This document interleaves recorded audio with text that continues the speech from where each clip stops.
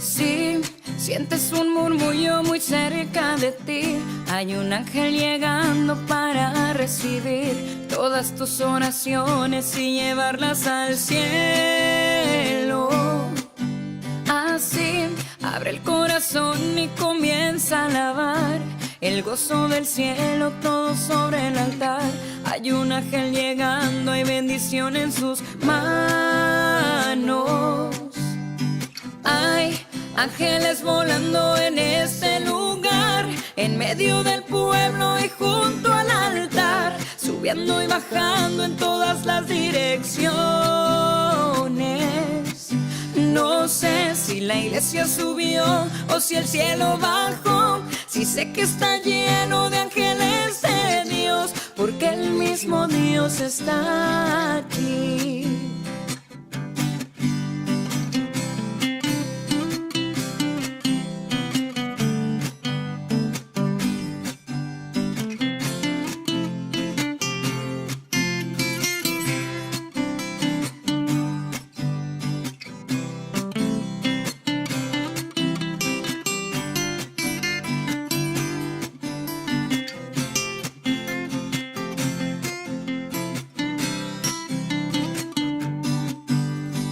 Cuando los ángeles pasan, la iglesia se alegra, ella canta, ella llora, ella ríe y congrega.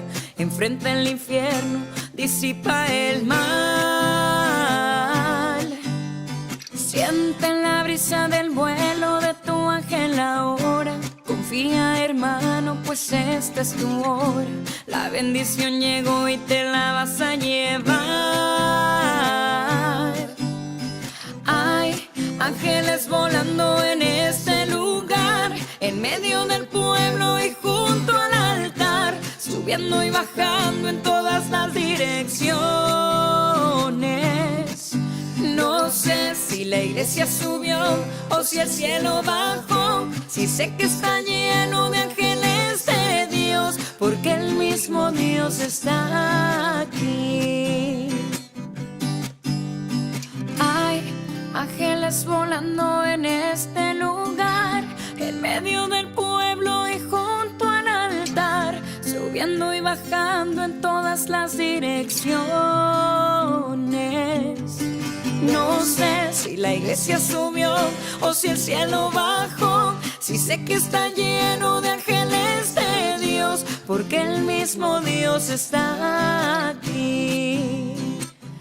Está aquí.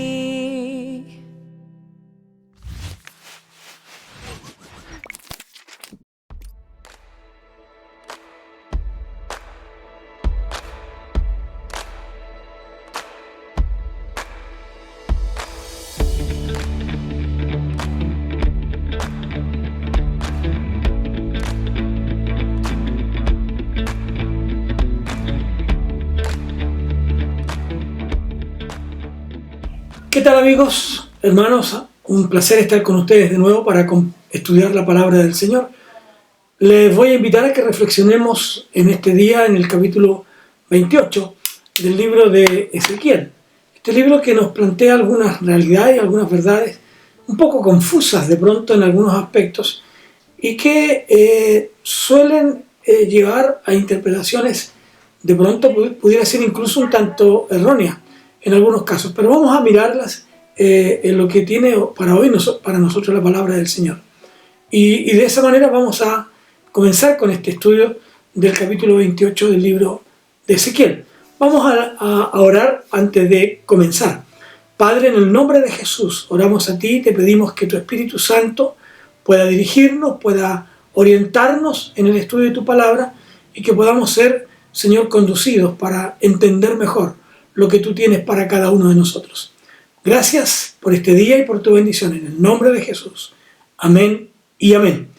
Bueno, como les decía, vamos a entrar en este capítulo 28 del libro de Ezequiel, donde se habla de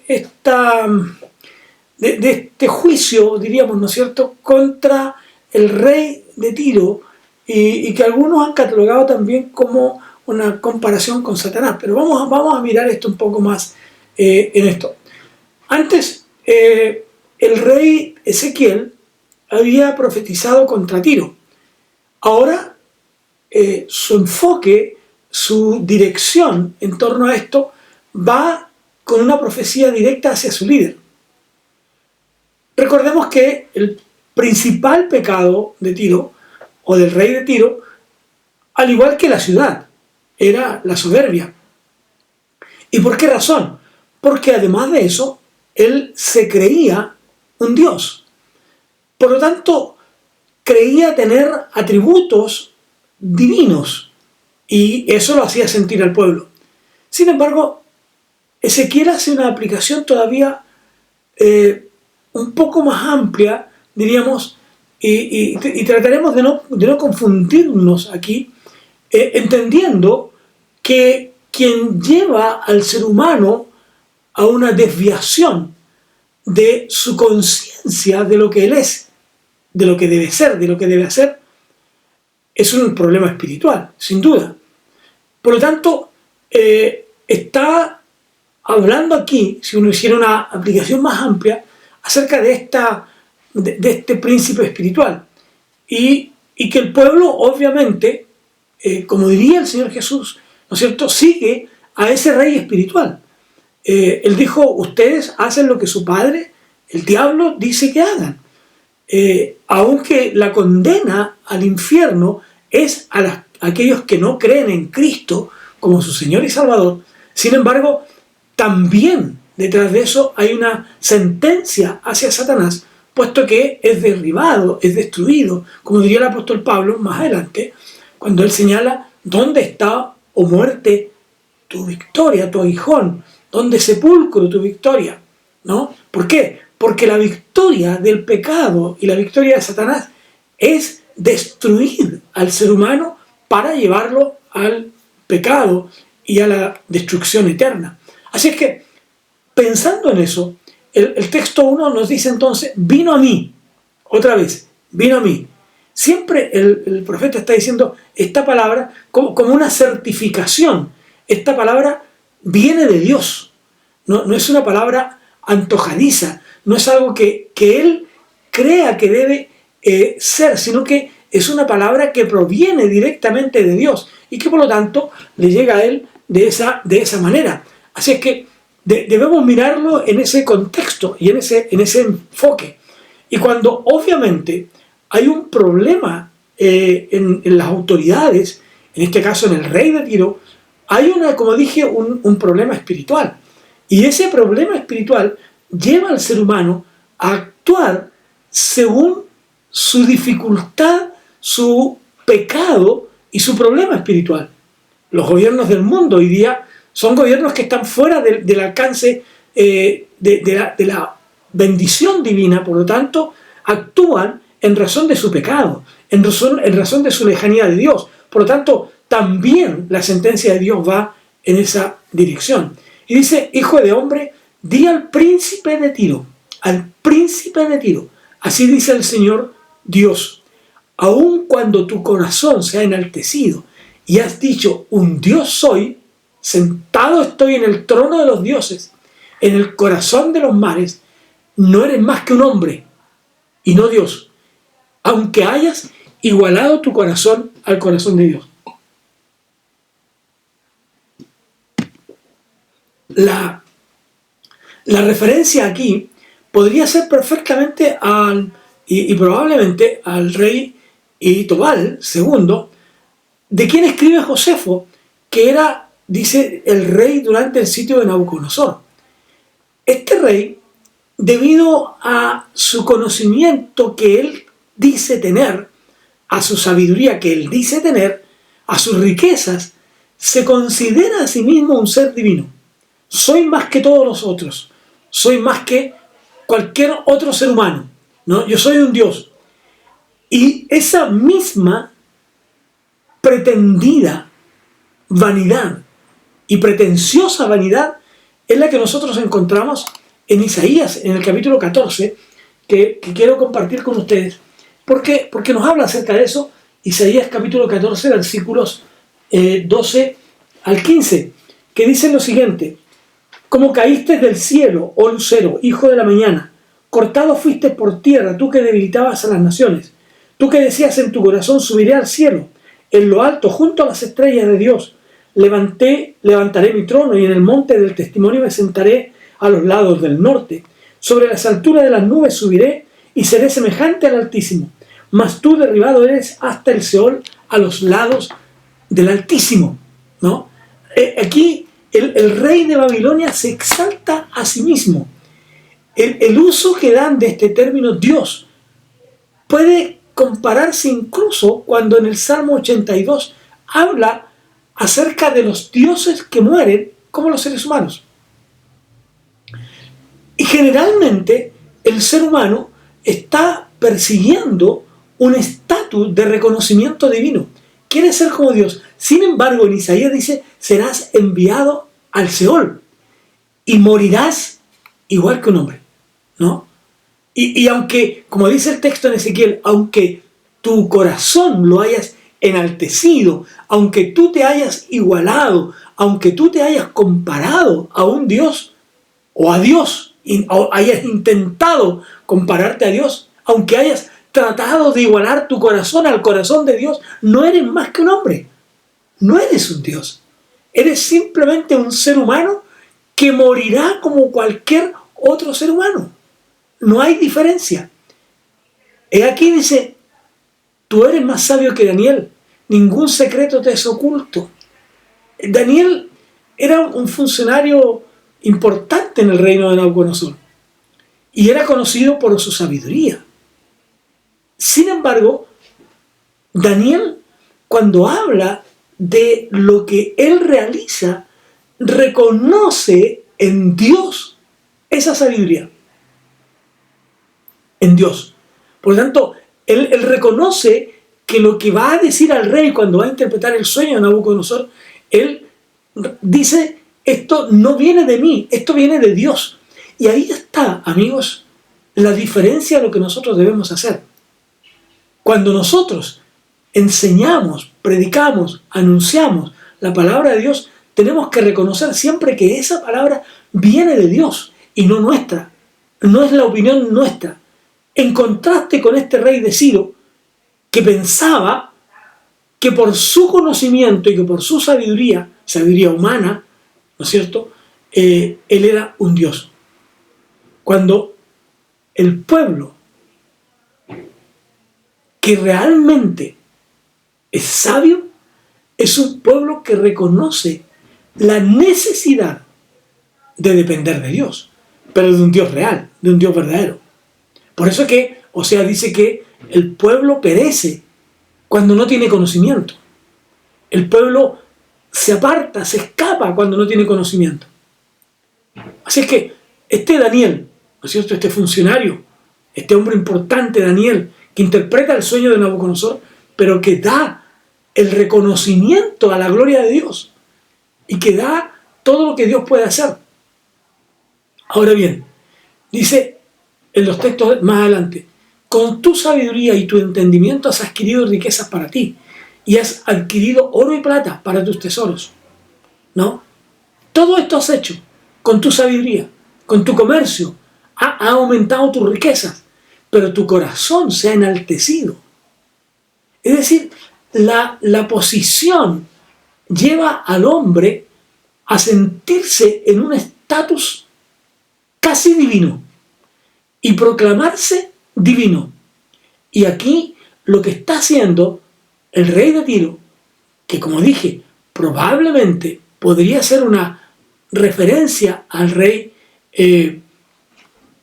y Tobal, ¿no es cierto?, a este rey, a Itobal II, podría ser esta referencia, ¿no? Entonces, estás tratando de igualarte a Dios, ¿no? Por tanto, dice, aquí traeré sobre ti extranjeros, los más crueles de entre las naciones, y ellos desenvainarán sus espadas contra la hermosura de tu sabiduría y profanarán tu esplendor. ¿Se fijan? Aquí, los fuertes, traeré a hombres crueles, ¿no? Hombres crueles que te atacarán, que te dominarán, que te controlarán y que te harán reconocer que tu sabiduría no es más que una cuestión efímera, que se esfuma.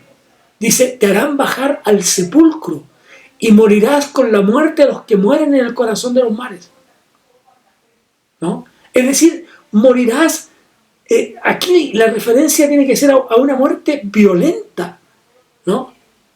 Como en el versículo 10, muerte violenta. Esa es la idea del texto aquí, ¿no? Para nosotros.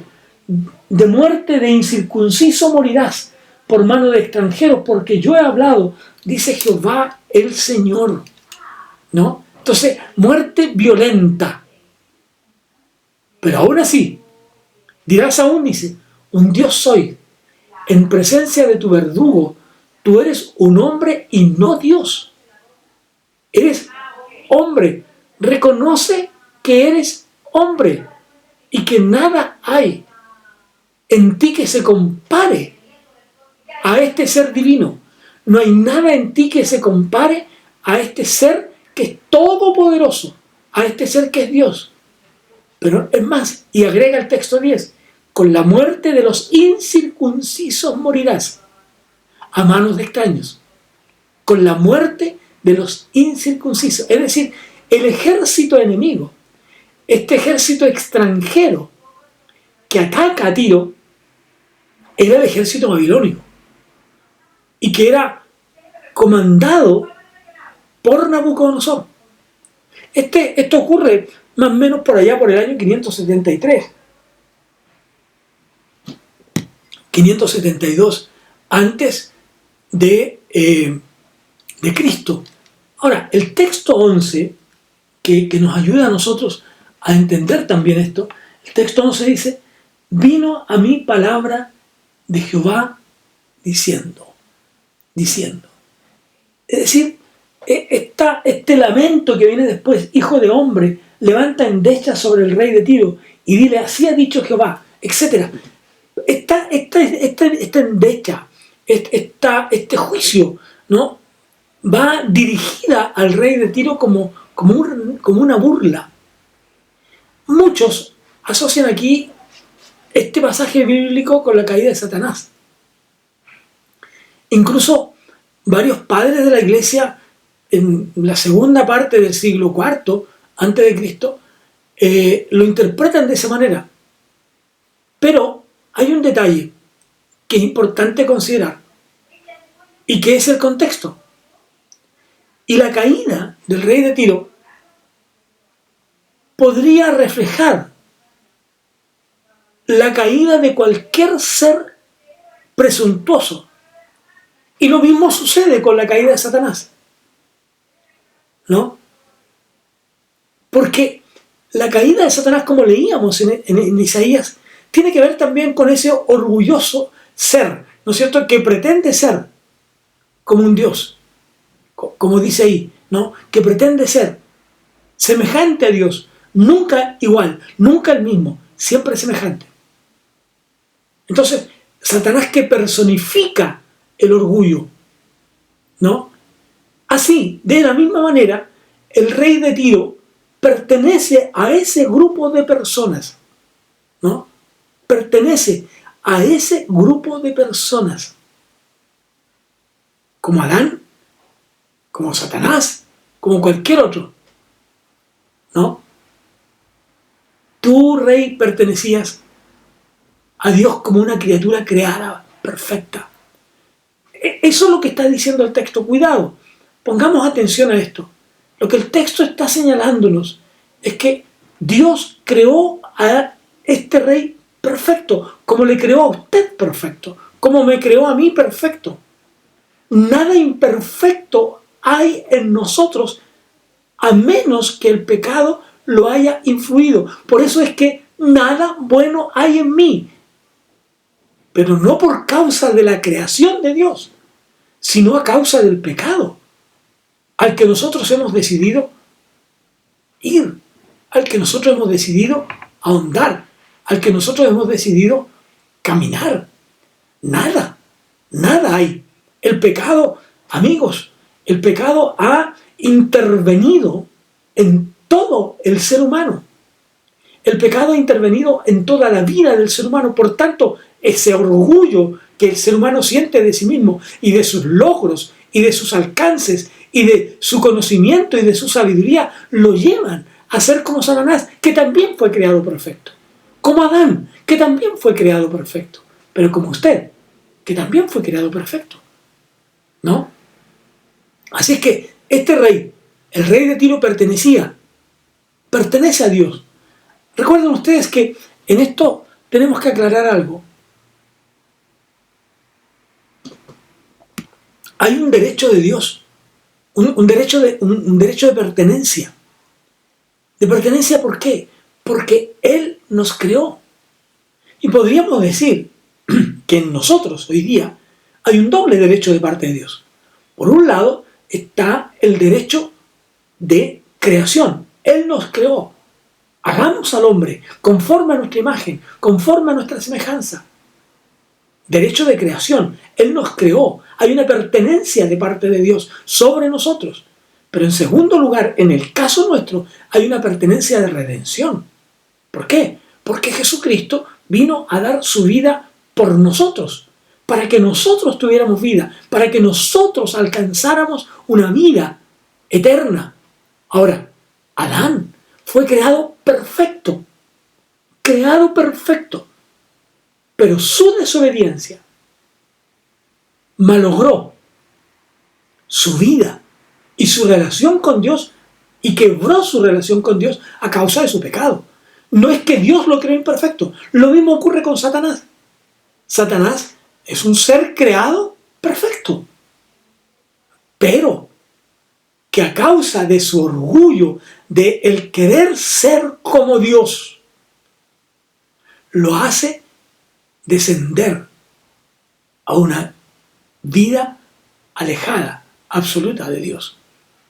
Así también ocurre con el rey de Tiro. Pertenece a Dios. Dios lo creó perfecto. El destino del rey de Tiro también era llevar los planes de Dios. ¿No? El ser humano está hecho para canalizar los planes perfectos de Dios.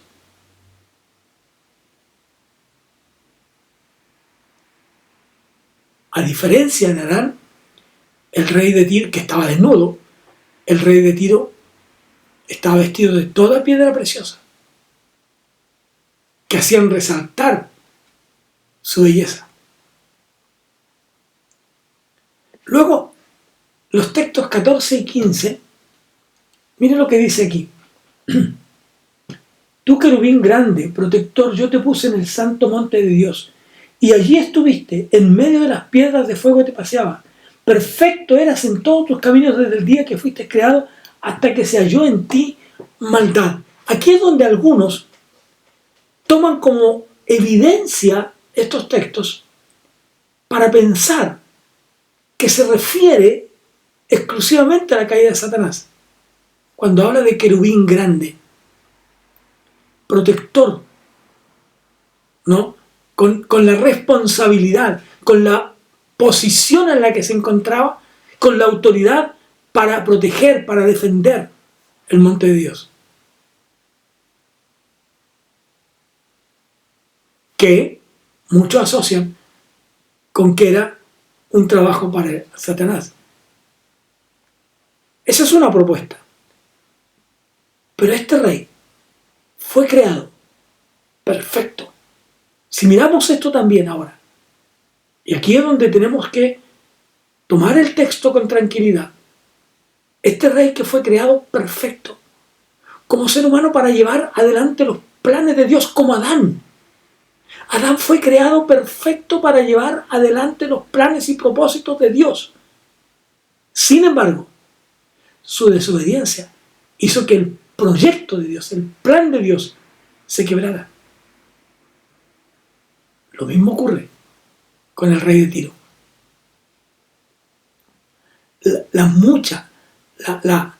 A causa de todos sus actos, él se llena de iniquidad. Por lo tanto, es expulsado de la presencia de Dios. Expulsado de la presencia de Dios. Mira lo que dice el texto 12. Hijo de hombre, eleva una elegía, un canto, ¿se acuerdan? Una elegía, un poema, una endecha, un lamento, y dile, así dice el Señor tu Dios, tú eras el sello de la perfección, lleno de sabiduría y perfecto en hermosura.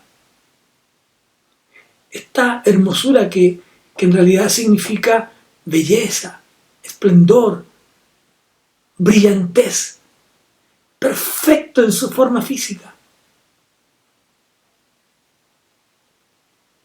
Y este viene de un verbo que significa hermoso, amable, bello.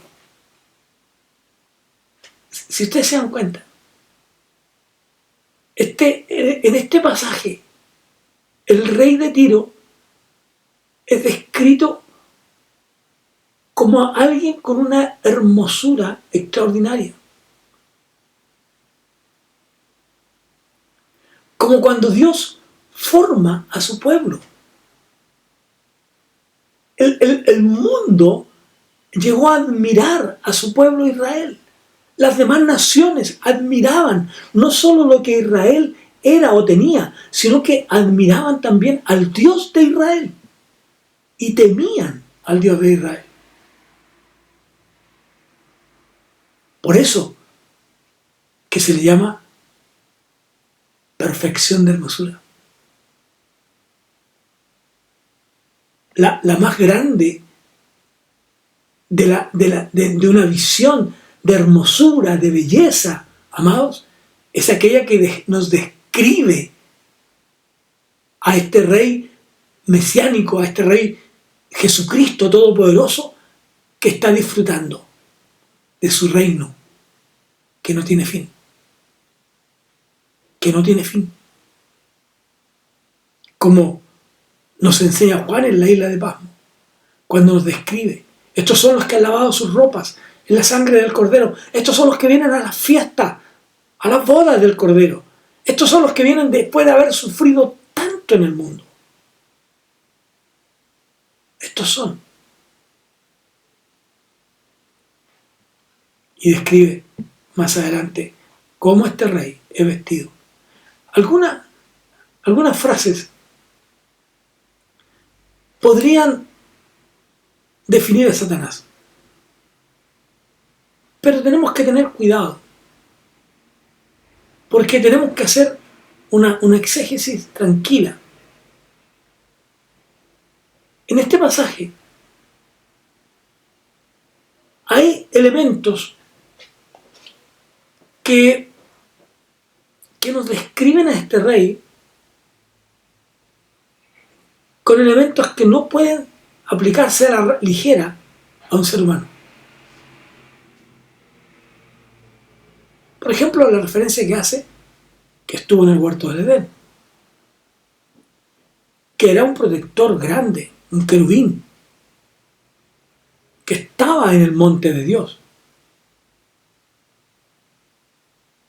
Por tanto, podríamos sí señalar que el juicio que siquiera está haciendo no es solo sobre el rey de Tiro, sino sobre aquel que es el gobernador de la vida de Tiro y del rey de Tiro. Como ocurre hoy día. Los gobiernos del mundo son gobernados por Satanás. Claro, hay personas en los gobiernos del mundo. Hay personas como primeros ministros, donde hay reyes, como presidentes, donde son elegidos, etcétera, etcétera. Pero ¿quién gobierna el mundo? No es otro que el diablo.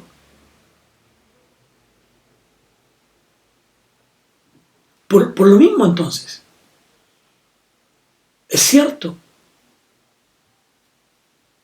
que la sentencia que el juicio que se otorga aquí podría no solo estar dirigido al rey de Tiro, sino, por decirlo así, al jefe del rey de Tiro, que en este caso es Satanás, y que es el que le indica al diablo, el que conduce al rey a pecar. Como ocurre con nosotros. Dios no está de acuerdo con nuestro pecado. Dios no aprueba nuestro pecado. Por lo tanto, no aprueba la obra del diablo en nosotros. Y la sentencia no solo es sobre nosotros si pecamos, si nos apartamos, sino sobre quién motivó. Por eso es que hay un texto muy decidor en las Escrituras, cuando dice: ay de aquel que hace caer a un escogido.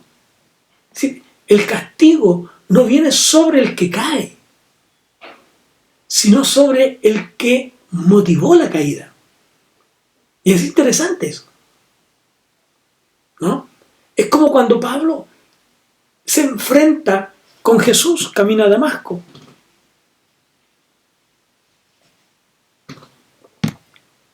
Y el Señor le dice: ¿por qué me persigues? Si tú persigues a los cristianos, me estás persiguiendo a mí. El que actúa de esta manera con los más pequeños, conmigo lo hace.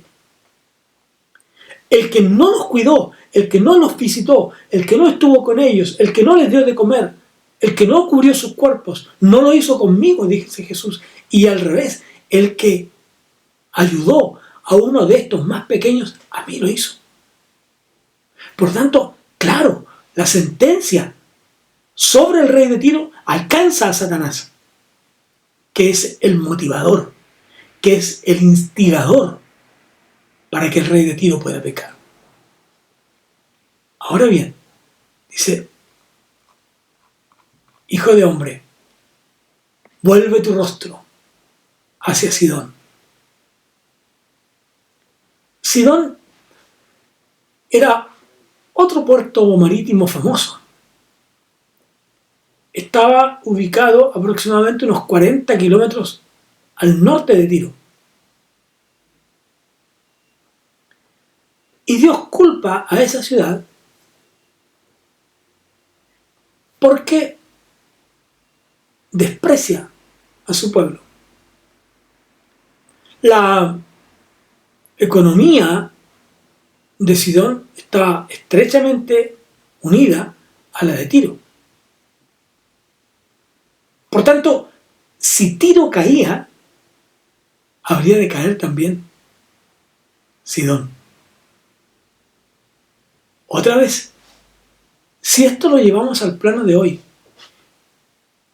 y uno logra entender entonces ahí lo que dice Hechos 16:31, cree en el Señor Jesucristo y serás salvo tú y tu casa. Si tú crees, la cercanía de tu casa, de los que están contigo, la influencia tuya sobre ellos, hará que también ellos crean.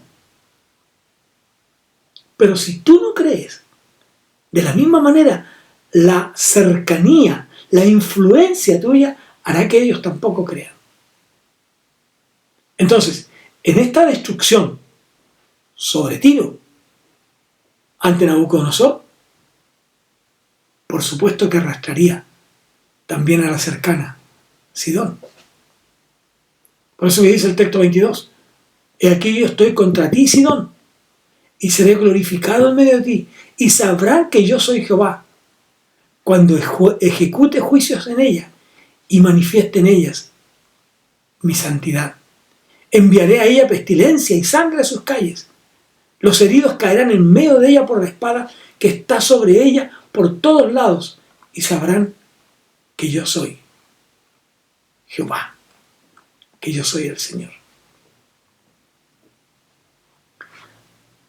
Había un oráculo contra Sidón. Y cuando la acción, la invasión, el dominio de Nabucodonosor se ejecuta sobre Tiro, crece la importancia de Sidón. Pero cuidado, de la misma manera también lo alcanzó el castigo. Lo alcanzó el castigo. Y miren ustedes los textos 24 al 26.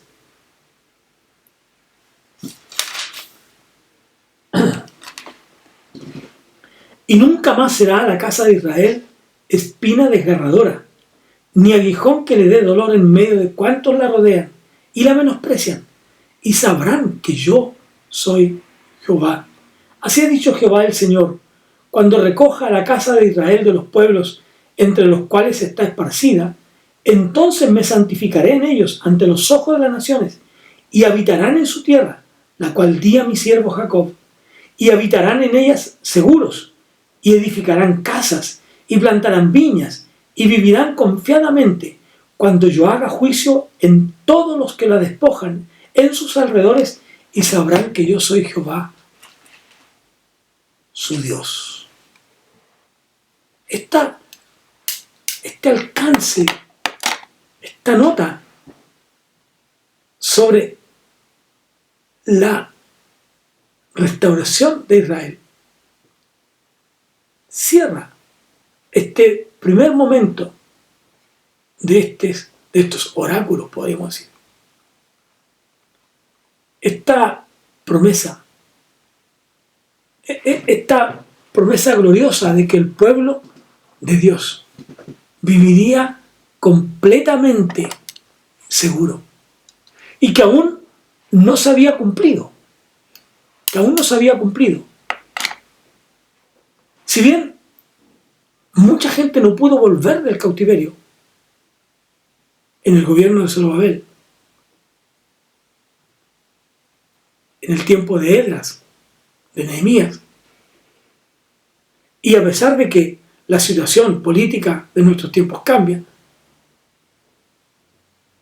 no viven seguros.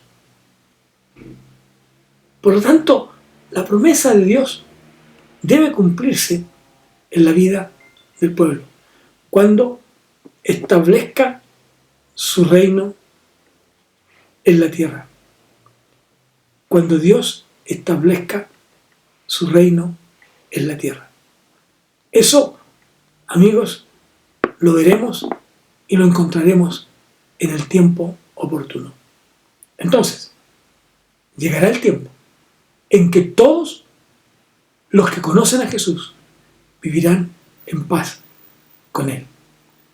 Vivirán en armonía. Recuerde, sus actos influyen en la vida de otros, alcanzan a la vida de otros.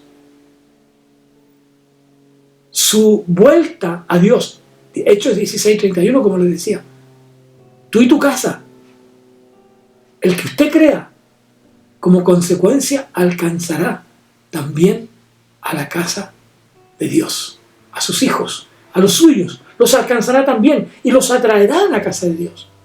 Pero su desobediencia también los alejará. Esperamos entonces que la próxima semana entremos al capítulo 29.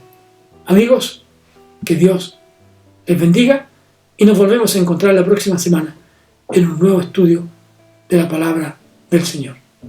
Padre, gracias por tu inmenso amor y misericordia. Gracias porque tú estás con nosotros. Gracias porque tu presencia en nosotros influye también en la vida de otros. Ayúdanos a ser influencias positivas y no de castigo para los demás. En el nombre de Jesús. Amén y amén. Que Dios les bendiga y nos encontramos el próximo miércoles en un nuevo estudio de la palabra del Señor.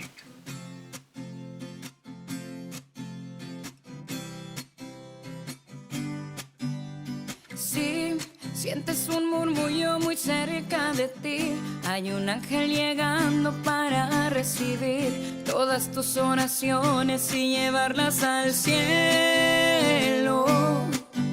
Así, abre el corazón y comienza a alabar el gozo del cielo, todo sobre el altar. Hay un ángel llegando, hay bendición en sus manos.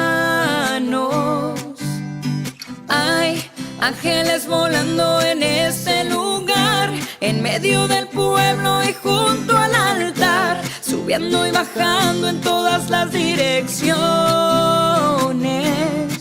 No sé si la iglesia subió o si el cielo bajó, si sé que está lleno de ángeles de Dios, porque el mismo Dios está aquí.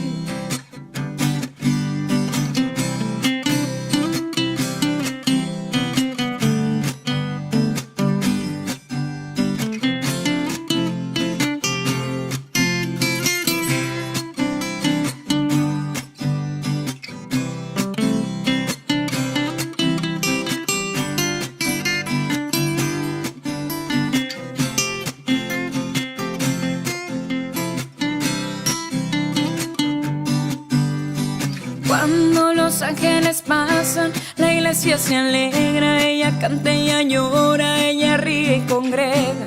Enfrenta el infierno, disipa el mal.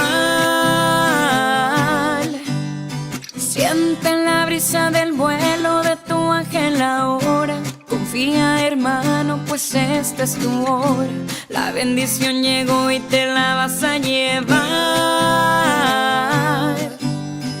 Hay ángeles volando en este lugar, en medio del pueblo y junto al altar, subiendo y bajando en todas las direcciones. No sé si la iglesia subió o si el cielo bajó, si sé que está lleno de ángeles de Dios, porque el mismo Dios está aquí. Hay ángeles volando en este lugar, en medio del pueblo y junto al altar, subiendo y bajando en todas las direcciones. No sé si la iglesia subió o si el cielo bajó, si sé que está lleno de ángeles de Dios, porque el mismo Dios está aquí. Está aquí.